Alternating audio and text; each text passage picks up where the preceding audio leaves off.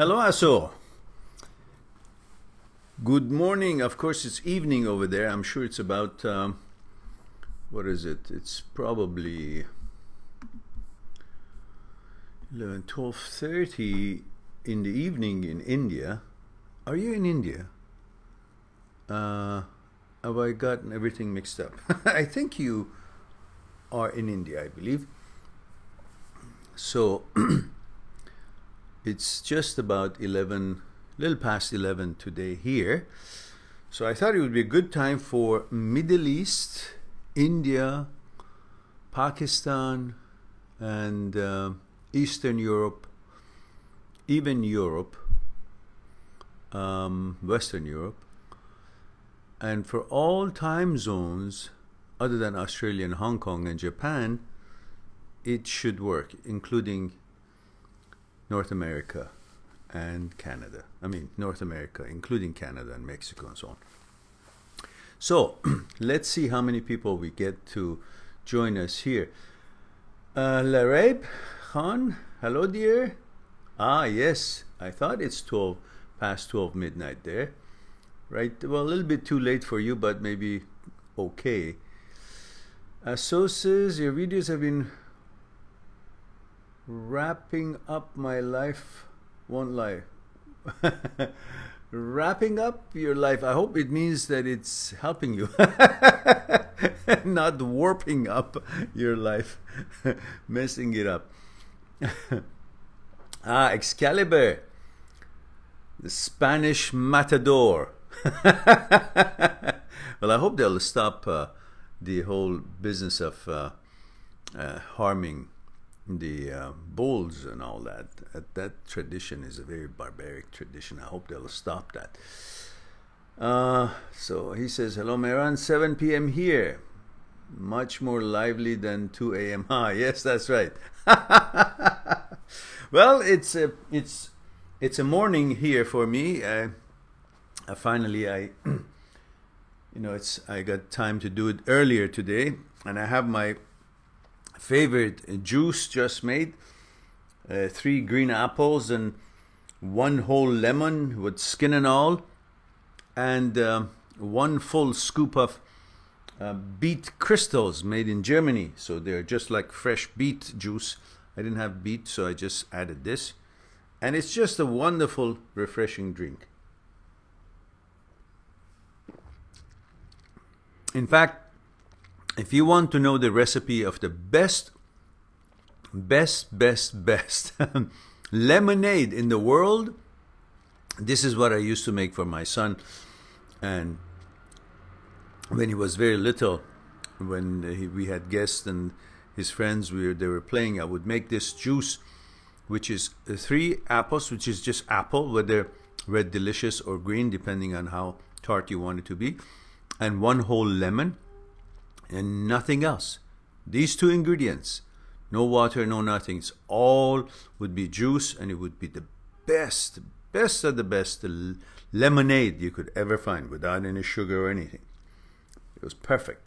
So I'm enjoying that and hoping that you guys are enjoying your favorite drink, and we can have a nice, lively chat. Excalibur says, no wonder you will live 1,000 years old. It remains to be seen. Who knows? At least maybe few more years, that would be good to get some projects done.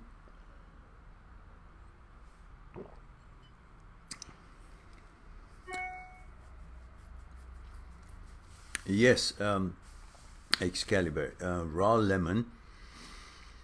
I mean, there is only one type, raw lemon, meaning with skin and all. It's an elixir. I remember I read a book from Dr. Walker, a British doctor who was researcher in nutritions and all, and he researched about all the vegetables and combination of juices, and he had a book saying this vegetable and this and that together is good, let's say for kidney, this, that, mixed carrot juice, beet, and this mixed with, I don't know, celery, parsley, whatever it was, the combination, cucumber, it's good for this part of the body. And he had all these recipes, And we had a book of that, and we used to make that for our son, ourselves, and so it was a wonderful book. I just don't know where the book is. I haven't located it for years now. However, he was saying in that book that lemon is an elixir that they still don't know all there is to know about lemon, but it's an elixir of life. Has so much good stuff in it. Funny thing is that when lemon is acidic, but when you put it in your body, it's base. It acts as base. It's not acidic anymore. It's an interesting thing. So anyhow, hope that you guys are doing well and your week has been fruitful, and as you've been making your progress towards your goals you want to attain. And now let's see what's on your mind. If there's something new about consciousness, thoughts, ego, desire, fear, anything about relationship breakups or challenges that you may be facing in life and your journey, we can discuss that.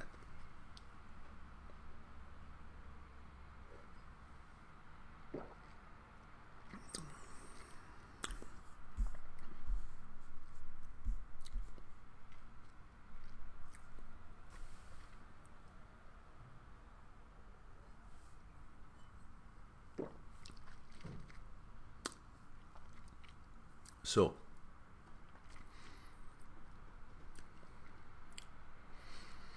Lareb Khan says, my ex comes in my dreams and makes me feel like shit in the morning.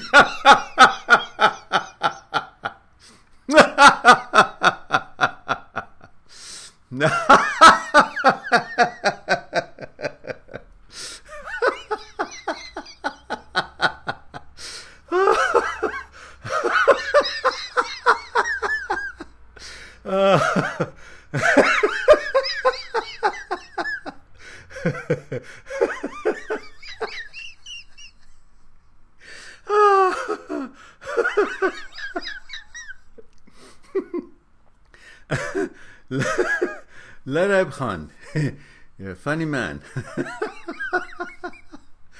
That was really funny. Thank you. Now you gotta explain. What do you mean?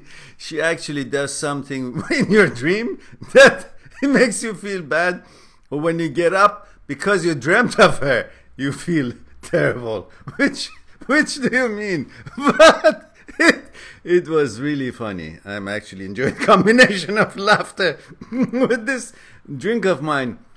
It's actually very therapeutic.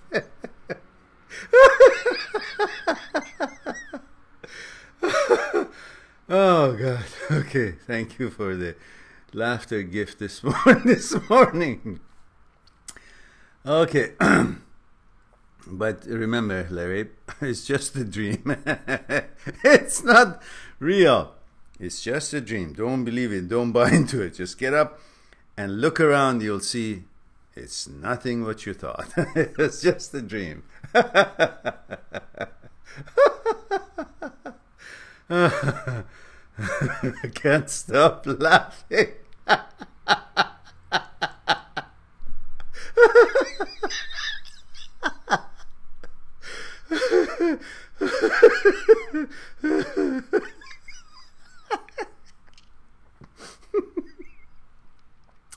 Okay. Let me try to put a break on this. This was really too funny. Okay. All right. So Excalibur says let him come. And Sundar says in Romania, hello everyone. Hello Sundar. 9 o'clock in Romania. Robert Ellis. I guess I should call you just Robert. It's easier. Hello dear. Says hello, greetings from London. Okay, London, good. So what is it? 8 o'clock in London? 8 p.m.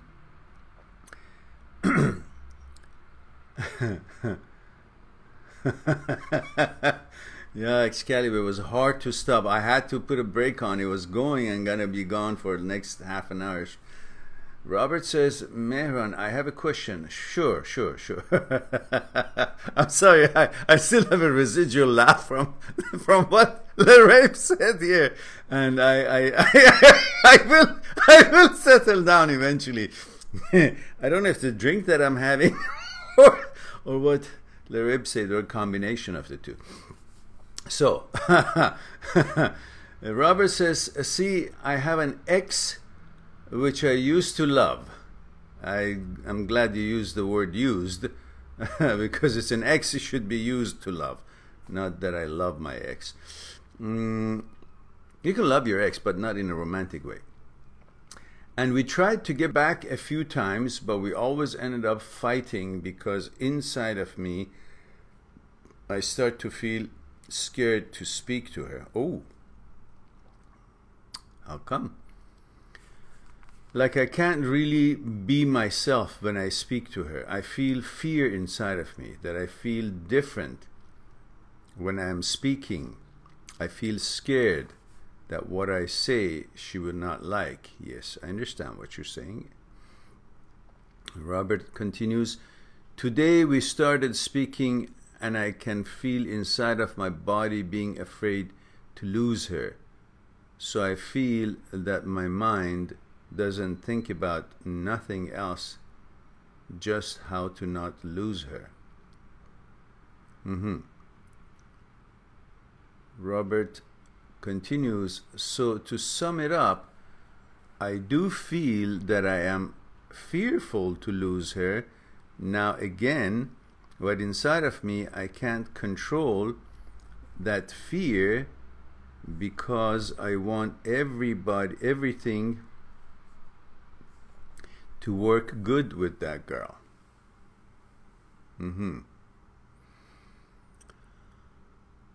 Okay. And is there a question in there? Are you actually asking what to do?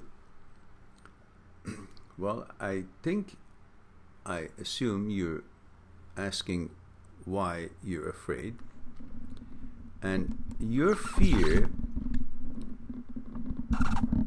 I don't think it's limited to losing her. There's a deeper root for that feeling. Your desire is what's not fulfilling your desire. It's what's making you fearful. The ego wants you to have that girl so you can continue having the image that you have, an image of successful man, a man that is affirmed because his woman is staying with him. But this translates your inability to talk to her or to communicate with her as freely, cordially, and honesty, probably is going to translate to her as weakness. And when a woman feels that you're so hung up on her, and if she is not confident of herself, then she would interpret that as, he's hung up on me. She will say to herself that you're hung up on her, and she doesn't think that she's that hot. So she thinks, if you love her so much and she doesn't think of herself that confident and that all that, then she starts thinking that you're probably not that much. Because if she thinks she's not that much, and then there's someone, you, liking her so much, and she says, well, if he likes me so much and I'm not that much, then he must not be that much himself. So you need to be a little bit more respectful to yourself. You have to understand that she's not supposed to be, you're not supposed to be thinking that she's doing you a favor to be with you. And that is what mostly happens with many men who are totally so focused on their need for sexuality from their woman, and that's the whole total focus, and they lose the fact that they are a worthy person themselves. And just because they get to fulfill their desire for intimacy with her, and she's in control of that, what you're seeking, that doesn't mean that your worth is less than her, because she is also looking for so much stuff from you: security, feeling of being companion, being your companion, you being her companion, building something together, her dreams and aspirations, and fulfilling her desires of the image she has for herself, and sexual desires that she has. All of that should bring a balance in your life, rather than thinking that she's doing you a favor and you're hung up on her, afraid that she will lose it, because you know that every other guy out there, as long as there's a woman walking around and she looks nice, they will be lining up to get to know her. And that makes you feel like she has an up over you, that you should be afraid because she can choose to leave any time because she won't lose anything. Well, you think she won't lose anything because you don't think much of yourself. So there are two things here. One is that maybe she will think of your behavior as weakness, and especially if she doesn't have enough confidence in herself. And at the same time, you need to work on yourself and go get some kind of accomplishments. Focus on your life and build your life. Focus on making money, and focus on educating yourself more. Focus on becoming wiser by your whatever it is that you want to accomplish in life, and learn or advance in your life. And all that translates to her as a strength, an ability to provide, an ability to be a place for her to lean on. But if you're just tiptoeing around her, and I'm not saying be rude or yell at her or be impolite, not at all, far from it. It just means to be cordial, and at the same time reasonably honest, to talk with her about what it is that you expect, and you want to know what it is that she expects. But trying to be pussyfooting around the bushes and be afraid that she will leave you, then you will not get the intimacy and sex that you like, and she will be with somebody else, and then you will feel left out, that you're not good enough because she chose somebody else, as if she is the measuring stick for your worth and value, or anybody else's worth and value. If she chooses someone, then they're valuable. If she doesn't, then they're not valuable. All that bullshit goes through your head, and almost every other man, especially when they're very young. So you should realize that simply you should focus on your life, focus on what you want to accomplish, and do your job, and make money, and be fair to her, and don't worry about losing her, because if she wants to go, good riddance. Go. She can choose what she wants to do in her life. It's a short life. You respect it. She doesn't want to be with you, fine. But don't be afraid of it. It is better not to be afraid and living, rather than, being on your knees and still alive, in a way of, it's a way of saying it. Doesn't mean literally. Of course, it's best to be alive. But what I'm saying is, don't make your fear to stop you from being who you are. Because when you stop being who you are, and that's what she likes, then she won't even have anything to like about you, because you're no longer who you are, and she wouldn't know who you are at all, because you're behaving like a little scared cat. You're just trying to please her all the time. And a woman, when she sees that you're just there to do whatever she wants, she will feel there is no teamwork here. There is no compatibility. There is just some gopher to do what she wants, and she often in her life might not know what is right, what is wrong, what to do, what's the path we should take, what policy we should take, what should we do. There is no direction. There is no cooperation. There is no team to work with. She's alone, and she doesn't know much, and you're just there to do whatever she wants, so she feels as there is no backup. No leadership, no backup, no cooperation, no teamwork.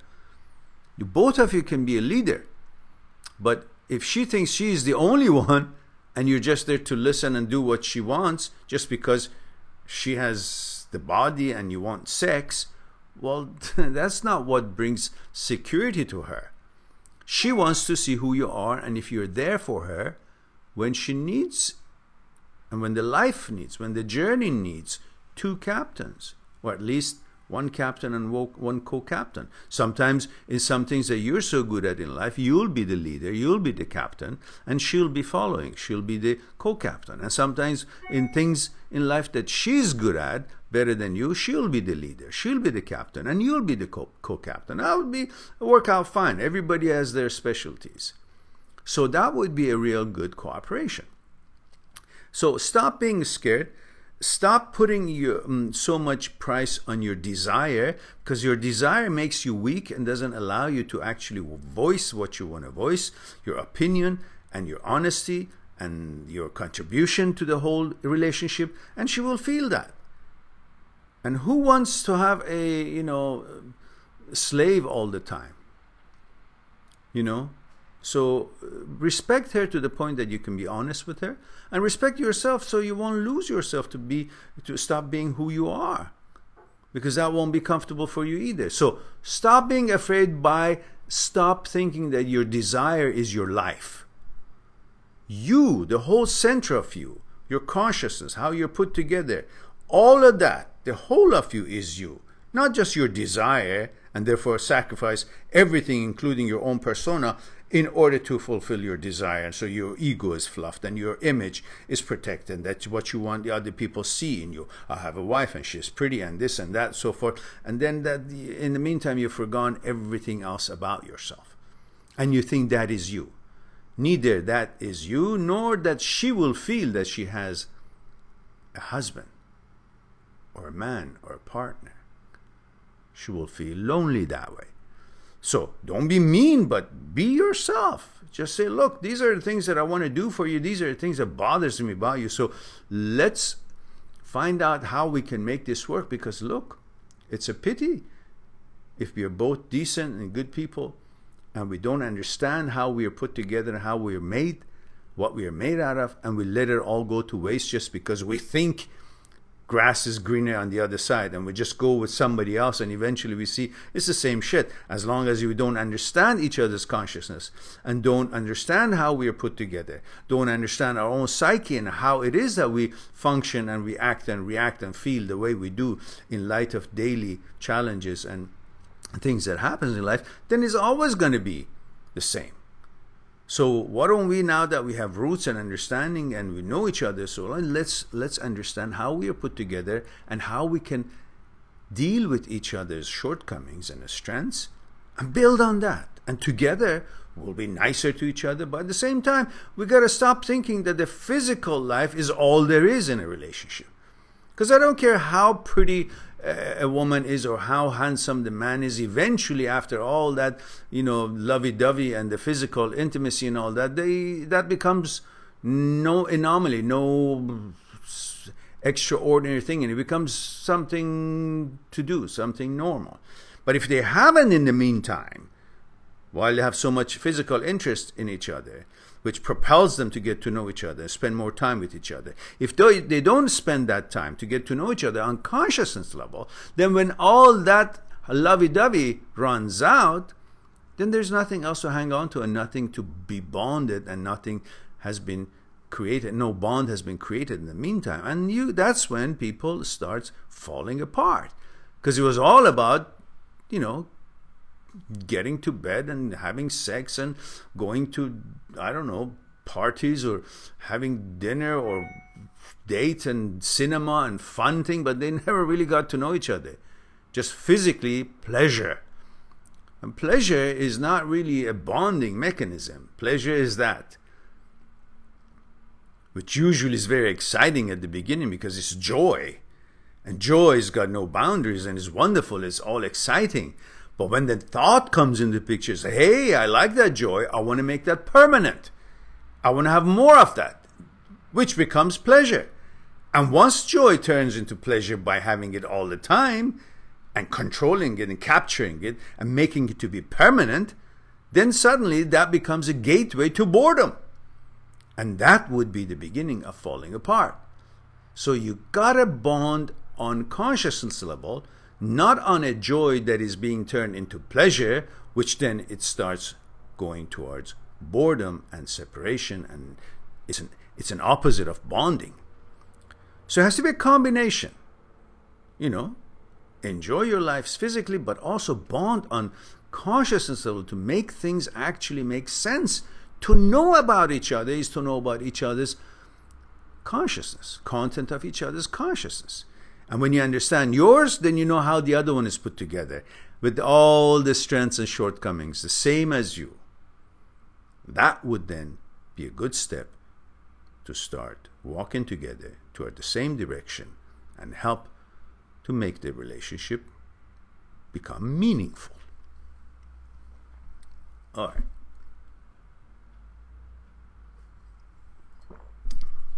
Let's see. We have then Larry says, haha, that was a long laugh. I know. And just a normal dream of us hanging out. And so it was just a normal dream of you and her hanging out. And when I wake up, I'm reminded of the harsh reality that she's no more with me. I see. That's okay. You also remind yourself that it's not end of the world that you're not with her. That's very important. That's very important. It's not the end of the world. Don't put the whole life experience and this journey into one small fragment of experience of a relationship or experience with one woman and think that that's the whole life. That's a fragment of the whole of you. A relationship with that woman. And if it didn't work out, for whatever reason, mutually, or you chose to go or she chose to go, that's it. Okay, big deal. Next one. You can do the same thing, you know, with other people.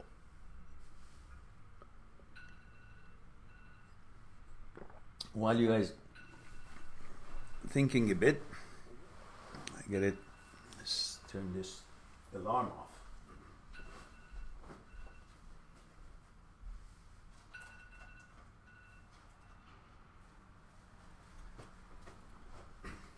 So the next question that we have here is, Excalibur says, I'm gonna put your reaction to okay, the ringtone. Nina says, I recently practiced martial arts with a Sifu master. Well, Sifu means sensei, means master. A Sifu master sounds like seafood master. So Sifu, I think, as far as I know, is by itself means teacher, master. And when I wanted to get to know him better, he took it the wrong way. And usually there needs to be a bond between a student and master. How do you mean wrong way? What did he think? So now I'm searching for another Sifu. Oh, I see.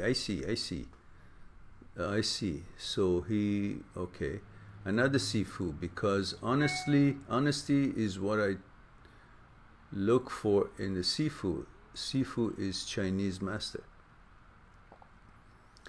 Yes, but Sifu itself means master, teacher.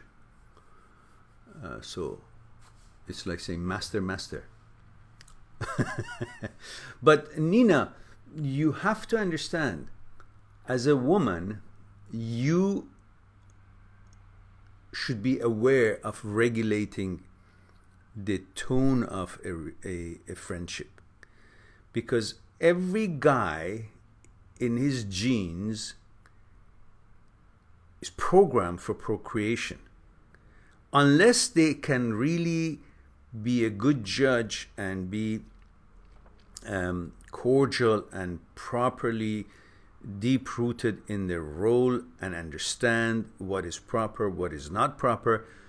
Most regular men, if they are not directed, they may try to take advantage of a simple friendship between a woman and themselves, unless the woman is carefully orchestrating the limits and the boundaries, and with her interaction and style of interaction makes it clear, rather than not like necessarily in words, but makes it clear by the way she reacts and acts and responds, so on, that where the boundaries are. And unless the man is also an educated, civilized, cordial, proper, and caring to respect and be wise enough to understand what this relationship is about or not. If that person cares and is wise and aware and pays attention to what this relationship direction is and what her intention is, and how cordial and respectful and to limit his interactions, no, not beyond what is proper,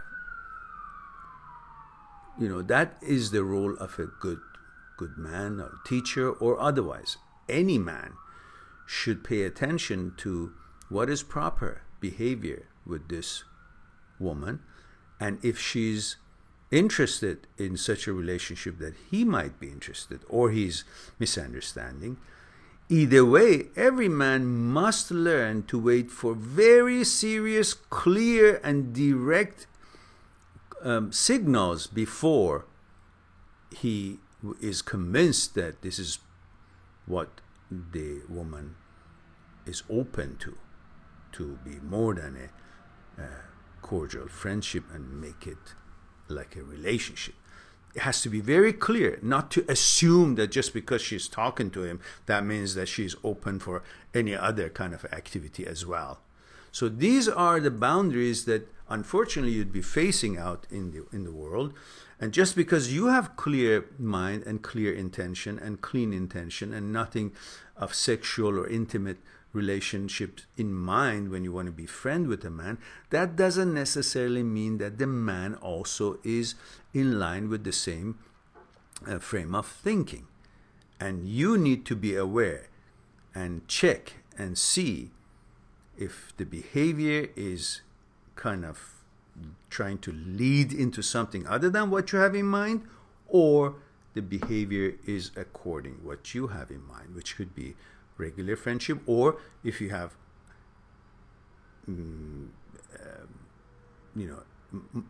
interests other than a regular friendship, again you should set the tone and be aware, not to be manipulated.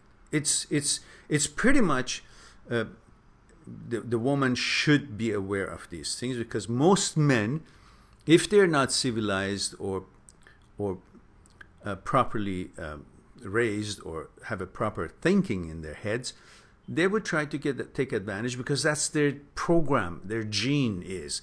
And if they don't have enough judgment, proper judgment and decency and proper behavior, they will let this animal instinct program in them to take the best of them and then behave the way that it is not in line with the intention of the woman and is not proper in that setting. So I don't know if there was any question in there with your comment or not, but I guess anything I read, I make a comment here about it. Robert says, thank you, Mehran. I feel much better right now. I don't know how to thank you. Promote the channel. That's how you can thank me. I bought all the books, but really, Mehran, you're part of my family. Always I look up to. Well, I'm glad that you think that way, and I'm glad that you're enjoying the channel and our conversations. I'm definitely delighted that you bought the books, and I hope that you will enjoy them. Read them when you feel like it, and think and ponder on whatever portion of the books you read, especially Me, My Psyche, and I, and the Transient Thoughts and Me.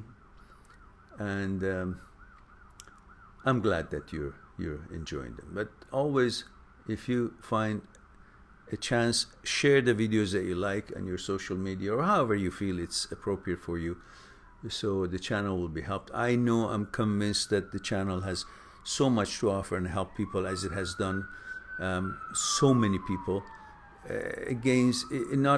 Unlike many other contents that is found on internet and YouTube, the limited number of people who have visited my channel is like about 1.2, 1.3 million people over the past few years. But I do know that they have learned something and took something away with them, although it's not a big number, because you know, there are channels who try or claim to want to help people who have breakup problems or something similar, or at least intended to help. Like my channel, they have millions of viewers, and I really don't know how they get those viewers, but their content is actually, as I've heard from hundreds of my subscribers, their content is nonsense. It's not really deep at all. It's like a band-aid, but not really curing or making and helping the subscriber to actually learn about what to do and learn the knowledge that is needed to be focused on about him or herself in order to deal with such matters. So I have focused on this channel to bring to light the stuff that you guys should know about yourself, so you can become your own teacher, your own problem solver, your own analysts, and figure things out for yourself, rather than having to rely on someone like me or a book or this and that every time that something new happens. If you know the whole mechanics of the engine of the car that you're driving, every time that something goes wrong, you can fix it. You know which part, what should be tuned, what should be replaced, all that, and it's not a mystery for you. Same thing. When you know about your psyche, your thoughts and consciousness relationship, how they're put together, on what basis, what is desire, how it is put together, how does it come about, what is ego, what is the role of ego and fear in your whole life, and the whole way of you feel and think and do and act and react, then you wouldn't be so bothered or scared of things that go wrong or goes different ways in your life, including your breakups and matters like this. That is my intention. So when you tell me you bought my book, I'm delighted for two reasons. One is that it helps the channel, because of course we all have costs and so on. But when you know the ebooks are so inexpensive, then it really is not going to be helping the channel that much. But what it does make me happy is the other side of the coin, which is somebody's actually caring about himself or herself to read and learn some of the stuff that I've been able to share. So that is why I'm delighted that you've done that. And I hope that you'll be able to share the videos in your social media as much as you can, or however is proper for you, to help the channel to gain all these number of people that these other not necessarily qualified channels get, millions of viewers and, you know, hundreds of thousands of subscribers. And I really don't know how, because definitely I've been told by thousands of my subscribers that their content is just not even comparable to what we have going here. We have over 700 videos, and if I can trim all these live talks to one question and one answer, which I've been doing it, but not enough time to do it, it'll be like, you know, 2,000-3,000 videos in there, which could address almost any scenario that some people could go through their lives, from A to Z pretty much. So, having said that, again, thank you, Robert. Robert says that was the best answer in the world. Okay, I gotta listen to it myself, see what I said, because I like best answers, but sometimes when it comes out of my mouth and after that, I don't know what was it that I said. So, Chula says, you're early. No, we're not early, Chula. You're late. Yeah, I decided to do it early so people from different parts of the world have a easier time to participate. Robert says, so Mehran, I will try to be myself. And then around that ex-girl, so Robert says, so Mehran, I'll try to be myself then around that ex-girl, as in 2 years we have on and off, but we never ever had sex. Are you kidding me?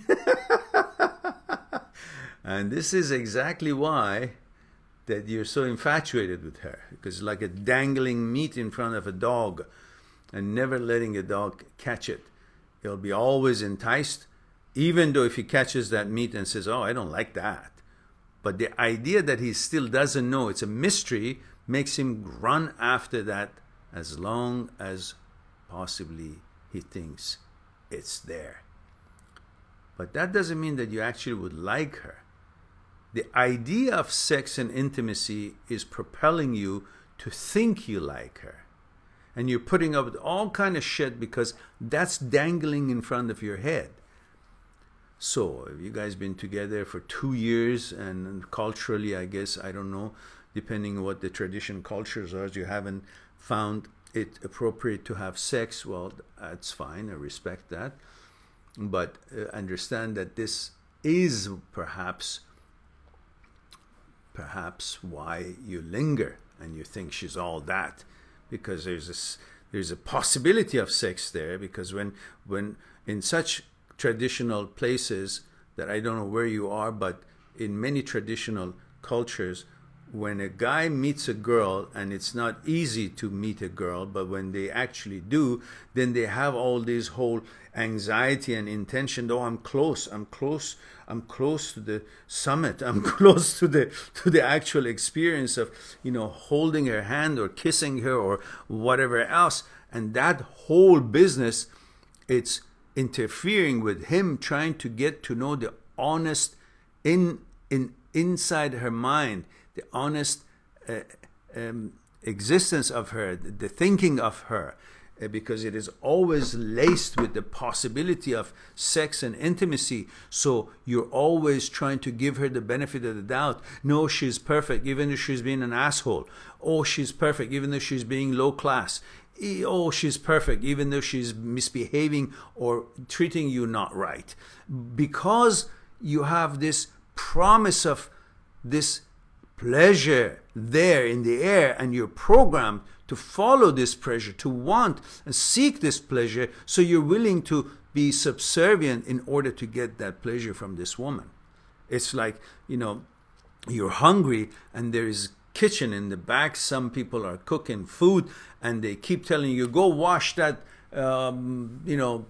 part of the yard there, go pick up the leaves there. And with the idea of that you will be part of this food when it's available, you're going to do every goddamn shit that they tell you to do, because you have back on your mind that there is going to be some nice food being prepared in the kitchen. I may have part of that. I may have some of it. They may let me be included in that. So therefore, you become a gopher. You keep doing this, and that's going to interfere with you figuring out what is it that they ask you to do. You clean the toilet, clean this, clean the yard, pick up the leaves, and all these things that you wouldn't normally want to do, but you're putting up with it because of that food being prepared is dangling. The idea of it you might have. You may not even get any of it. But the setup is that you think, oh, I'm close proximity and they can see I'm doing this work, so I may get some. So that whole idea translates into such cultures that when a boy and a girl meet, and the boy has been trained to think this business of sex is one of the most important things in life, which in many cases is a great pleasure, but at the same time it is a program that they have in their genes, and they think that it is what they have to be dedicating their life to pursue, because they think that's what life is all about. And therefore, with the promise of this possibility that I now met the girl, so this is half of the thing is done, so now they're going to be putting up with all kind of garbage that she's going to put them through. And she has learned it through their culture that as long as you haven't given them that up, became too intimate with the guy, you actually can rule. And that has become a tool in order to, I don't know, get their frustration out, become the dominant factor that they are not in the society as a whole, because the society is always trying to abuse women, and in that position they feel empowered, so they play that. And of course it, you know, flows through more, and when they're not satisfied with their boyfriend or their husband, they know that hundreds of others will take him, because they are the symbol of certain kind of goal that every man supposedly is seeking. And all that plays in your head and makes you feel like you're not worthy, you don't have anything to offer, and she has everything that is there to be offered is by her, and all that make you all nervous. And at the same time, you know, you have this whole thing in your mind, and you think, okay, you should now put up with everything that she says or she wants, otherwise no. Well, when you respect yourself, and when you know what's going on in your head and what is right, what is not right, then you will not allow desire or for sexual or any intimacy to interfere with your expectations of a decent, cordial, and qualified and quality life with a woman who actually is in line with your hopes and aspirations in life, and you can also be compatible to her hopes and aspirations, and together take this journey, rather than trying to see what she can do for you and she sees what you can do for her in this relationship. That would become a one-sided, because everybody's trying to take advantage of the other person's what the other person is in control of. So instead of trying to focus on what she can give you as far as a pleasure, and she focuses on what you can provide as far as comfort and other things and pleasure, you guys try to see each other as two human beings and respect yourself for what you expect, and then share that with each other and come to some common ground and coordinated goal in life, and then go and achieve it together, rather than become each other's slaves for the purposes of gaining pleasure, intimacy, comfort, security, and all that which makes the whole life a dishonest relationship.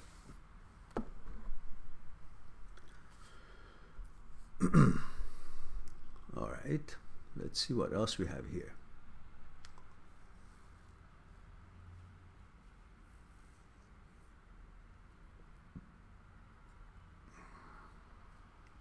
Aha. Yes, Robert, I can see that you have gotten what I say. It says, so my desire is also wanting that sex part, so that's why I feel maybe scared. Yeah, of course. But I do like her as a person, so I will try to be myself, because we never had any love making yet, and we both 25. Okay, that's good. You know, try to get to know each other, and then everything will fall in place, if that's what both of you would find interesting and want.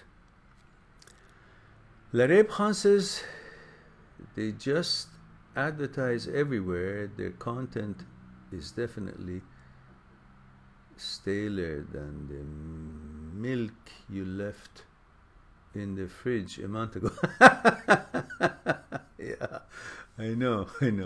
But I would like to have legitimate subscribers who actually understand and enjoy the contents and benefit from it, rather than just bringing people here for the clicks and then they leave or they don't get anything. So the number of subscribers that we have, which is like about 13,000 or something, or 14,000, I think they're the people who actually want it and they were searching for real substance, and that's what the difference is. However, if we want to make this channel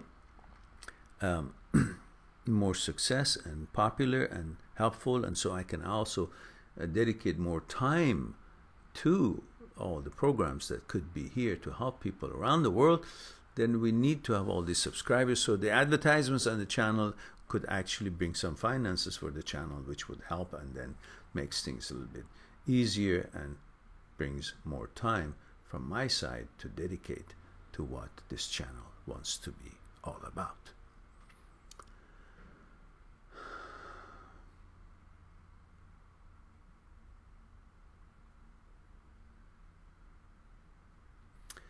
And Robert says, is not culture, my friend. At first, she just did not like me that much because I used to be like a slave, running after her every day. Yes, that's not a good thing.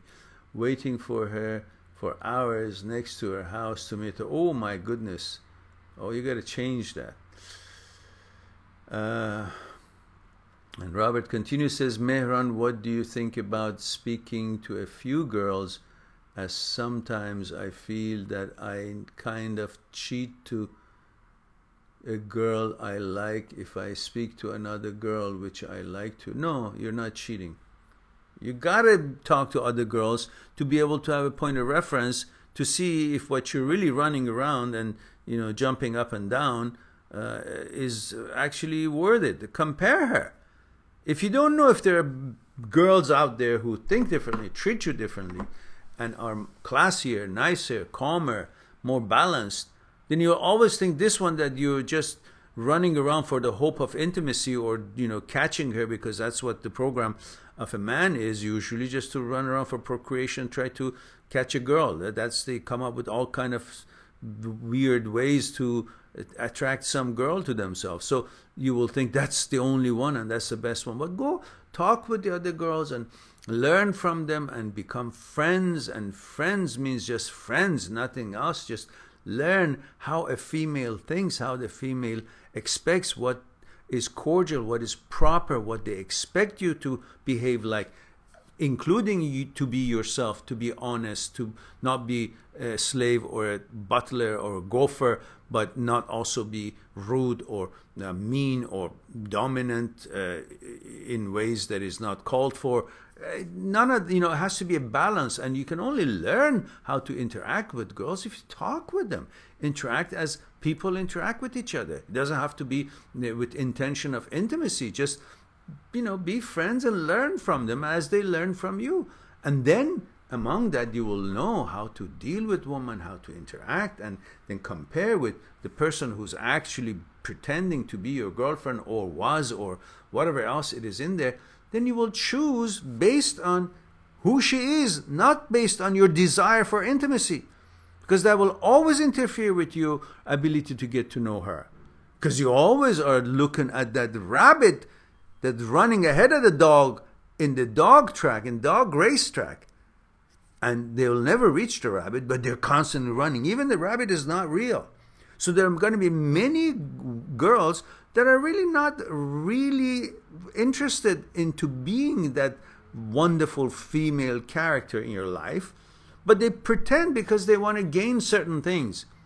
So you want to get to know who they are by being experienced, to having talked with few girls, to know what to expect, what to look for. And then you can weed out the intentions of the girls. You don't think just because it's a woman and has all the perfect intentions in the world. No, she's looking after herself as well. She's there for her own reasons. So you got to know who it is that you're interacting with. And you can gain that knowledge by proper friendship and cordial behavior and interaction with other women. And you learn and you can compare. And therefore then, she's not the only store in town, and it's not the only quality in town. You can compare the quality and learn and put together a scenario and prescription of a kind of woman that you actually want to be near to, and to establish friendship and get to know her, and then maybe a relationship if that is okay with her as well. Otherwise, you don't know what she's all about, and all you know that, oh yeah, she has the apparatus that you're programmed to follow, but that's not good enough reason to be in a relationship with a woman. Because what you're following, what you're interested in, or what you think is a goal or attracts you is something that every woman has and can offer. It's not a speciality that this woman, because she is a female and you're attracted to female and you're programmed to be attracted to female, therefore that's all there is for you to consider or to want. No, that is something that all women are born with and they're capable of offering. That's what they are. But you, just like a man is born physically the way he looks. So there's nothing special. If the woman is looking at a man and only as the physical entity of the man, well, that's what every other man has. But then why is it that their relationships often don't work, or their marriage often don't work? Because there's a lot more that a woman wants than just a man who has a physical shape of a man. She wants lots of other abilities: communication, understanding, bonding, helpfulness, cordialness, warmth, support, and understanding, and love and attention, and everything else that is, decency and feeling safe with him, and the sacrifices that he would do for her and his family. All these are what makes a man to be a man. A man is not just about physically look like a man. That's a male. There's a difference between to be a man or to be a male. To be a male, from any species, a donkey is a male, but he's not a man because he's got a male genital. So it's a male, but it's not a man. So many men in the world are not necessarily men, but to be a man is a behavior, is a mentality, his ability to support, his ability to be kind, his ability to be protective, his ability to love, his ability to have compassion, his ability to provide, his ability to be wise, his ability to want to learn. There are many abilities to create that safe environment for a woman to want to be with you. It's not about just having a dick hanging in front of you. That's being a male. They're born with it. There's nothing special there that makes you automatically to be a man. To be a man is a lot more than just having a genital of a man.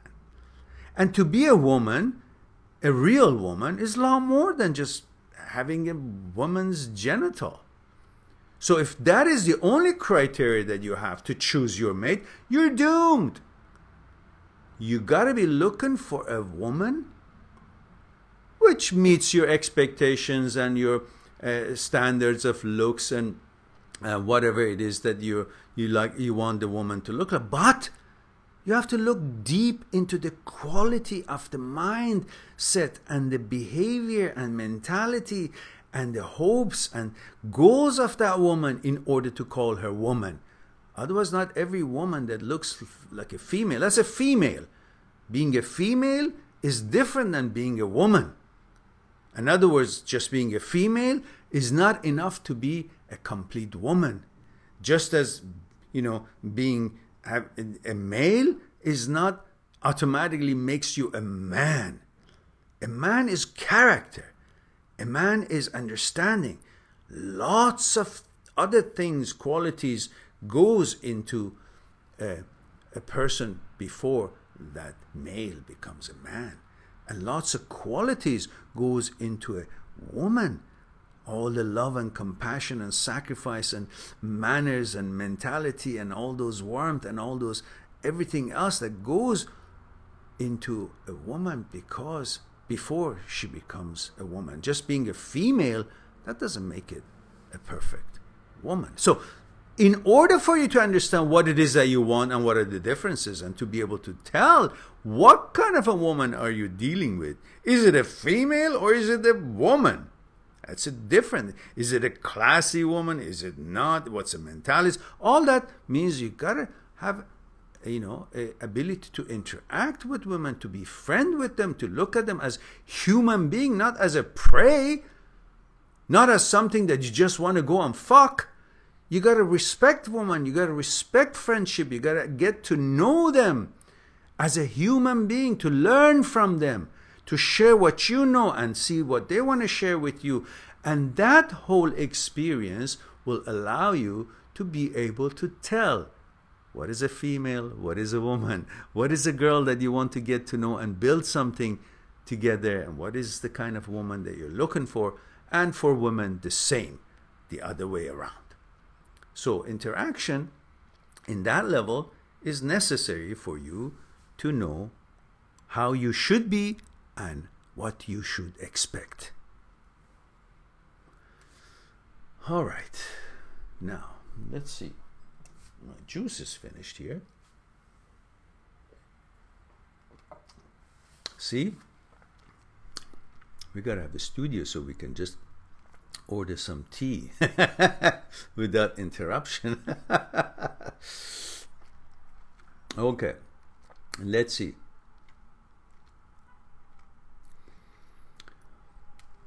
Aso says, how to untrigger yourself, Mehran. Untrigger. Well, I gotta need a little bit more information what the trigger is. Aso says, everything seems to trigger me. I was in a music class today and I wanted to die from the amount of triggers that came up with each song and the music I heard. Oh, you're talking about the guy that you liked or like, and those musics are the ones that you listened with him and they trigger you. Yeah? Well, you got to understand that just because something reminds you of certain emotions that you had in a certain time with a certain person, that doesn't mean that you should take that as something you have to react to. Oh, I heard this music and I used to sit with this girl and she was so beautiful and we had strawberry and cream and we talked and we kissed. You don't have to react to that just because you heard the music. And if you do react to it, remember that emotion or remember that feeling, that doesn't mean it means anything. That doesn't mean you should now miss it. That doesn't mean you should get emotional. It just means, okay, that's a trigger to go to that file and see that memory and emotion, and that's it. You're not supposed to now pursue it to make something out of that file that just came up as a memory file. Just take it easy. Don't treat those things, those memories, as if they are now something for you to pursue because you remembered something. So what? Yeah, okay, it's nice. Okay, great. But move on. Move on and come to, you see, listen, when you hear music and you go into that memory, and the memory, you have to realize, is dead. Even though there are pictures there, but it's like a video that they made. They're making a movie. It's a theater, but they're filming it. Then later on becomes a movie. So while they're making the movie, everybody's acting, the actors are acting. That's real. That's actuality. Things can be changed, things can be said differently, and the actions are just happening. As they're happening, they're filming it. That's real. But later on, when they're watching that video, yes, they can see those pictures and get emotions from it. But they quickly have to understand that these are no longer alive. They are an imprint, a copy, a reminder, a note of how it was when they were making it. If you make yourself aware of that, then when you listen to the music, you know that you're in your memory. And you will remember that the memory is dead. The memory is non-existent. So if you want to be in there and react to what you're hearing as a trigger and get all those emotions and get mushy and then start staying in there, that is when you are staying in a dead area because memory is dead and you're in the memory, so you're living your life in a death of the past. So then the life that you call living becomes death of the past. When you stay in the memory and allow these triggers to trigger something and then take you and keep you in the memory, thinking that's where you have to be because that's where the emotion is. You should remind yourself that where you are at that moment when the trigger happens is a dead place. It's just an emotional memory file that you enjoy and just get out. But if you stay in there, think it's a safe place and there's a life and it's like you're putting yourself in a make-believe area, la la land, and you stay in there because it feels good, but then you're missing the real happenings of life, which is outside of that room. So you got to come outside of that room and remind yourself that I don't want to continue my living in the death of the past. I want to live in the present. And to live in the present, I just get the trigger, enjoy the file, and leave it there and come out and focus on what I am doing and what I'm listening to as a music which I heard before, but I'm now associating it with a new thing, with the new things that is going on while this music is playing. Not that try to bring the old file that something was happening when that music was playing and bring it back out again when its music is playing now. Now the music playing is the same, but I'm going to change the file of this music this time by focusing on what is happening around me this time around, that this music is playing again. And in that way, you will know that you don't want to live your life in the death of the past. You want to live your life with the liveliness of the moment, of the now.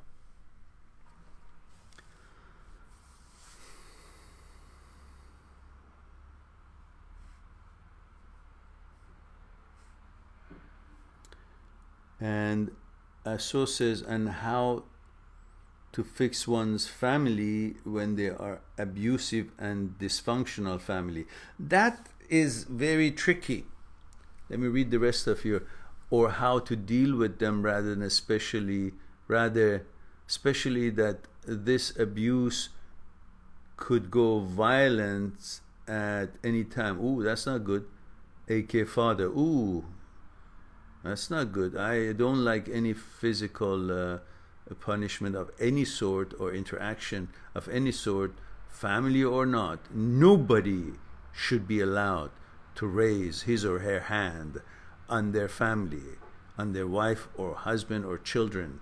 That is no way of communication of what displeased them or pleased them or what is right or what is wrong according to their tradition or whatever they think. It's all relative. But regardless of what their differences are, nobody should ever physically or emotionally bring harm to other people, especially when they're in family and there's no easy way to get out. What it takes to be an adult. Well, Aso, this is a good question, and the answer to that is to focus to become independent. Educate yourself, learn a profession that you love, you enjoy, you can make money, support yourself, and when the family is not actually abiding by the civilized rule and compassion and love and care and protection and protectiveness, then you will have enough means by having learned what you have to learn, your education, if that's what you need, or the job or expertise that you've learned to make yourself money, then you'll be able to afford to get out and have your own life and live your life in your own control. I, of course, know there are traditions and limitations that, kind of obstructs a woman to have a kind of life that she prefers and she wants to have, and it's her right to have, anyone's right to have a free and safe and protected life. But you got to work towards it. If you see the problems, a plan for it. Learn, educate yourself, get a good job, get enough money, and separate yourself if you have to, or at least you have the ways to say, listen, Father, if you beat me again, or if you hit me again, or Mother, or whatever, I may have to leave because I want to respect you, I want to have good relationship with my parents, but this is abusive and I'm not a dog. Or even that's a funny example. Nobody should hit the dog either, but it's just an expression we've learned, I guess, to because in some days these expressions were used. But in other words, meaning you cannot misbehave with me. That's what you want to say, because you have the means and ability to leave, and that would be a deterrent, at least, because they would know that, well, you know, if they be mean to you physically or anyway, you will leave because you can. But when you cannot, you can't neither say that I can, and nor would they believe that you can, because they know you can't. So the whole key is to become independent, and then you'll be able to have better avenues open to you when and should you decide to take that route. And Robert says, my friend, you should stop running behind her. Larab is saying to Robert, okay, then I don't have to read that. You're talking to yourselves. And okay, all right. So, okay, looks like that we have no more questions. I think I have answered everybody's questions, and we have been now 1 hour and 11 minutes. I think it's time for me to say, have a nice day, guys. I thank you for spending time with me. I hope that it was helpful and you enjoyed it as much as I did, and I look forward to talk to you again. Please don't forget to promote the videos that you like on your social media, share the videos that you like, go on my site, promote the site if you can, and encourage your friends to buy the ebooks that are very nominal, and it will help the channel and also help them to know a little bit more about themselves and to take control of their own psyche and life as best as they could. Love you all. Thank you again for being here. I look forward to talking to you again. Be good to yourself, to the others, and see you soon. Bye for now.